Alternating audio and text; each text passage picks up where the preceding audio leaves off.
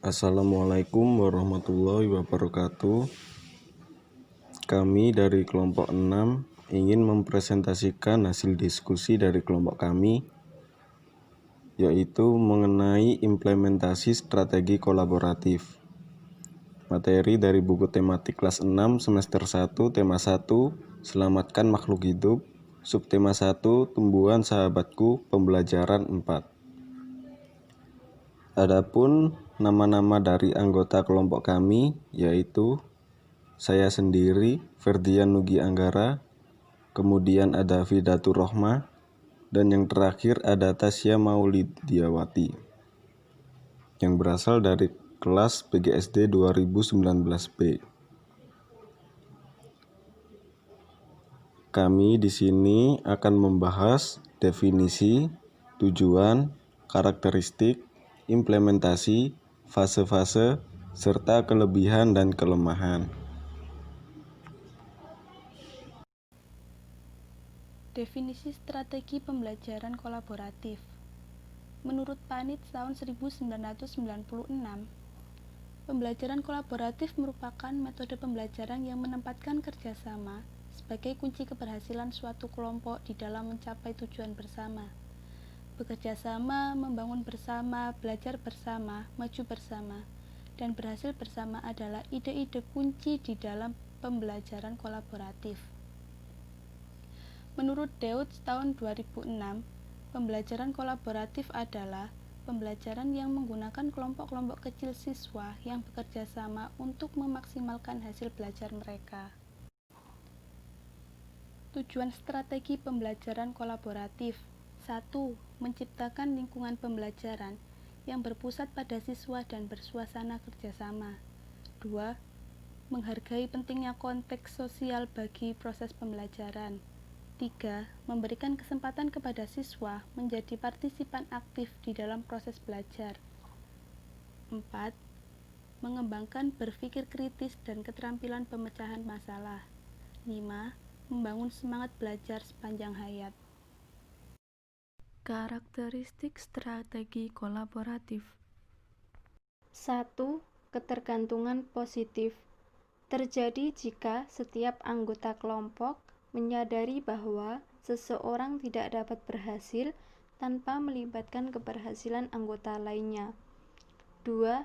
Interaksi antar anggota kelompok merupakan bagian penting karena terdapat aktivitas-aktivitas kognitif dan kecakapan interpersonal yang dinamis hanya terjadi jika terdapat interaksi yang dinamis pula.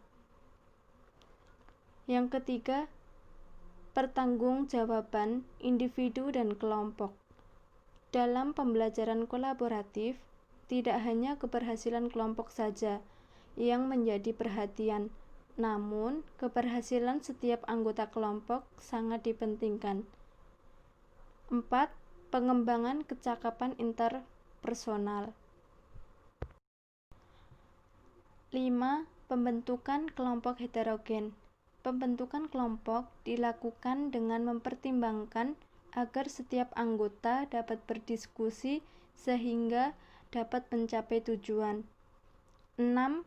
Berbagai pengetahuan antar guru dan siswa.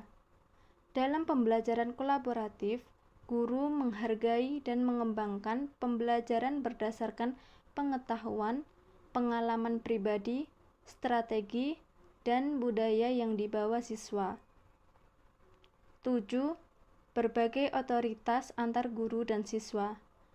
Dalam kelas kolaboratif, guru berbagai otoritas dengan siswa dengan cara yang spesifik. Guru melibatkan siswa secara aktif dalam penetapan tujuan belajar, pendesaian tugas-tugas, dan evaluasi ketercapaian tujuan pembelajaran. 8. Guru sebagai mediator. Dalam hal ini, guru membantu siswa untuk menghubungkan pengetahuan baru dengan pengetahuan yang telah dimiliki siswa. Fase-fase strategi kolaboratif. 1. Engagement. yaitu pendidik melakukan penilaian terhadap kemampuan, minat, bakat yang dimiliki oleh siswa, kemudian pendidik mengelompokkan siswa tersebut. 2. Exploration, yaitu pendidik memberi tugas dengan memberi permasalahan agar dipecahkan oleh kelompok tersebut. 3. Transformation, setiap anggota saling bertukar pikiran dan melakukan diskusi kelompok. 4. Presentation, setiap kelompok mempresentasikan hasil diskusinya, kemudian kelompok lain mengamati hasil presentasi tersebut dan menanggapinya. 5. Reflection, yaitu tanya jawab antar kelompok yang melakukan presentasi akan menerima pertanyaan, tanggapan, ataupun sanggahan dari kelompok lain. Kelebihan dan kelemahan strategi pembelajaran kolaboratif. Kelebihan pembelajaran kolaboratif yaitu 1. Siswa belajar bermusyawarah. 2. Siswa belajar menghargai pendapat orang lain. 3. Dapat mengembangkan cara berpikir kritis dan rasional. 4. Melatih rasa peduli, perhatian, dan kerelaan untuk berbagi. 5. Dapat menumpuk rasa kerjasama. Dan yang terakhir yaitu meningkatkan rasa penghargaan terhadap orang lain. Kelemahan strategi pembelajaran kolaboratif. 1. Pendapat serta pertanyaan siswa dapat menyimpang dari pokok persoalan. 2. Membutuhkan waktu cukup banyak. 3. Kebulatan atau kesimpulan bahan kadang sukar dicapai. 4. Adanya sifat-sifat pribadi yang ingin menonjolkan diri atau sebaliknya yang lemah merasa rendah diri. 5. Murid juga akan merasa keberatan karena nilai yang ia peroleh ditentukan oleh prestasi kelompoknya. Dan yang terakhir, bila kerjasama tidak dapat dijalankan dengan baik, maka yang akan bekerja sama hanyalah beberapa siswa yang pintar dan aktif saja. Implementasi strategi kolaboratif. Implementasi strategi kolaboratif terdiri dari 3, yaitu kegiatan awal, kegiatan inti, dan kegiatan akhir. Kegiatan awal terdiri dari 1. Guru memberikan salam dan mengajak semua siswa berdoa menurut agamanya atau kepercayaan yang dianutnya. Yang kedua, guru mengisi lembar kehadiran dan memeriksa kerapian pakaian, posisi, dan tempat duduk disesuaikan dengan kegiatan pembelajaran. Kemudian guru menginformasikan tema yang akan dibelajarkan, yaitu tentang selamatkan makhluk hidup.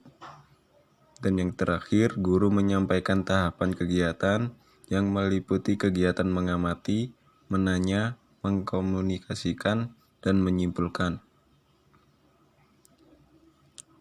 Kegiatan inti terdiri dari 4. Yang pertama, guru membagi kelompok yang di dalamnya terdapat siswa terpandai, siswa sedang, dan siswa yang rendah prestasinya.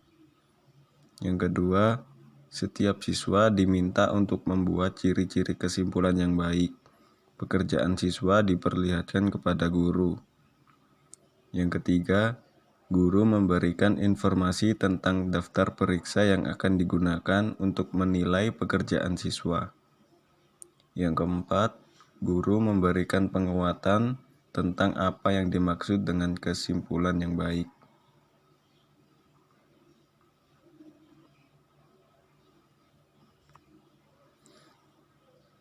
Kemudian di sini ada kegiatan inti yang lain, yaitu siswa melanjutkan kegiatan dengan mengamati gambar dan menjawab pertanyaan dan mendiskusikannya serta bertukar pendapat dengan teman kelompoknya. Kemudian, guru meminta perwakilan kelompok untuk mempresentasikan hasilnya dan kelompok lain mengamati hasil presentasi tersebut atau menanggapi isi dari yang dipresentasikan. Yang terakhir, siswa diminta untuk tanya jawab kepada kelompok yang presentasi. Kemudian kegiatan akhir, yaitu yang pertama, guru melakukan tanya jawab tentang materi yang telah dipelajari untuk mengetahui hasil ketercapaian materi. Yang kedua, guru memberi kesempatan kepada siswa untuk menyampaikan pendapatnya tentang pembelajaran yang telah diikuti. Yang ketiga, guru melakukan penilaian hasil belajar. Dan yang terakhir, guru mengajak semua siswa berdoa menurut agama dan keyakinan masing-masing untuk mengakhiri kegiatan pembelajaran.